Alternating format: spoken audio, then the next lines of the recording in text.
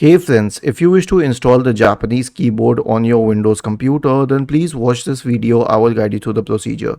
So right click on the start button and select settings from the menu.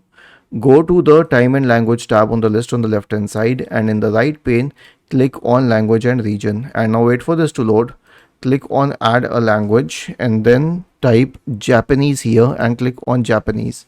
Now click on next and then install it, and it will start installing this language for basic typing, speech recognition, text to speech and everything else, and the narrator natural voice and everything.